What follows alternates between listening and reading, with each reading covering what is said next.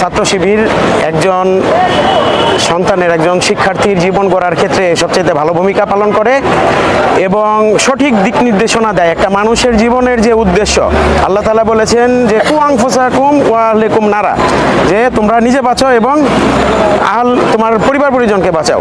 আমি এই কারণেই আমার পরিবার পরিজন, বিশেষ করে আমার সন্তান যাতে সঠিক পথে থাকে, সঠিকভাবে জীবনযাপন করতে পারে এবং আল্লাহ যে উদ্দেশ্যে মানুষকে সৃষ্টি করেছেন সেই সৃষ্টির উদ্দেশ্য বোঝার জন্য ছাত্র জীবন ইসলামী ছাত্র শিবির করার কোনো বিকল্প নাই আমি মনে করি।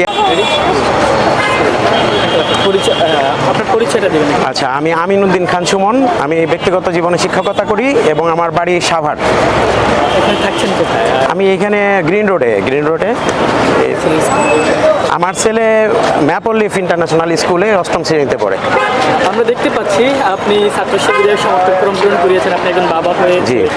আমরা দেখেছি বাংলাদেশের গতানুগতিক রাজনীতির ক্ষেত্রে বাবারা সবসময় সন্তানকে রাজনীতি থেকে দূরে রাখতে চায়।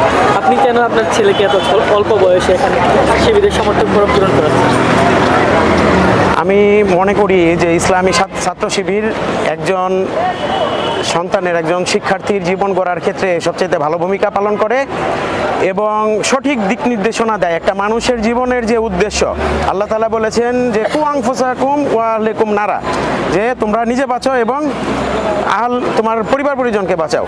আমি এই কারণেই আমার পরিবার পরিজন, বিশেষ করে আমার সন্তান যাতে সঠিক পথে থাকে, সঠিকভাবে জীবনযাপন করতে পারে এবং আল্লাহ যে উদ্দেশ্যে মানুষকে সৃষ্টি করেছেন সেই সৃষ্টির উদ্দেশ্য বোঝার জন্য ছাত্র জীবন ইসলামী ছাত্র শিবির করার কোনো বিকল্প নাই আমি মনে করি। এতদিন ধরে দেখেছি আমরা বাংলাদেশের একমাত্র আদর্শ শিক্ষা ছাত্র সংগঠন ইসলামী ছাত্র শিবির মনে করি আমি। এই কারণে আমার সন্তানকে আমি ছাত্র শিবিরের ফর্ম পূরণ করিয়ে নিজেকে গৌরব বোধ করছি। আজকে ছাত্র শিবিরের খোলামেলা প্রোগ্রাম, দীর্ঘদিন যাবৎ খোলামেলা কোনো প্রোগ্রাম করতে পারেনি, এই সিচুয়েশনে দাঁড়িয়ে আপনি এই বিষয়টাকে কীভাবে দেখছেন? আলহামদুলিল্লাহ, এই বিগত 16 বছরে তো আমাদেরকে কোথাও আসলে খোলামেলা কোনো ভালো কাজ করতে দেয় নাই। এখন বর্তমানে আজকের এই পরিবেশ দেখেই আমি আরও উদ্বুদ্ধ হয়েছি যে আমি আরও স্বতঃস্ফূর্তভাবে আমার ছেলেকে বললাম যে চলো আজকে ওপেনে তোমাকে একটা সুন্দর কাজ করাবো। আমি আজকে নিজেকে গৌরব বোধ করছি যে আমি একটা ওপেন খোলা জায়গায় আমার ছেলেকে আমার নিজের হাতে ইসলামী ছাত্র শিবিরের সহযোগী সদস্য ফর্ম পূরণ করাতে পারলাম। আমি সমর্থক। বাংলাদেশের সবচেয়ে সচেতন ব্যক্তিদের মধ্যে অন্যতম সচেতন পেশার ব্যক্তিরা হচ্ছে শিক্ষক। তো আপনি একজন বাবা, পাশাপাশি একজন শিক্ষক হিসাবে আগামী ছাত্র রাজনীতি কীভাবে দেখতে চাচ্ছেন?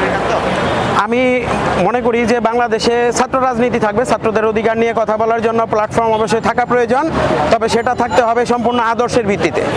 সেটা বিভিন্ন আদর্শের ভিত্তিতে থাকতে হবে।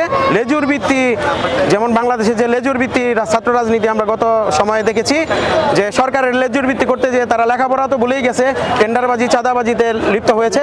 আমরা এই ধরনের কোনো ছাত্র রাজনীতি চাই না। ইসলামী ছাত্র শিবিরের মতো একটি আদর্শ ছাত্র সংগঠন দেখতে চাই বাংলাদেশে। অসংখ্য ধন্যবাদ। আপনাদেরকেও ধন্যবাদ।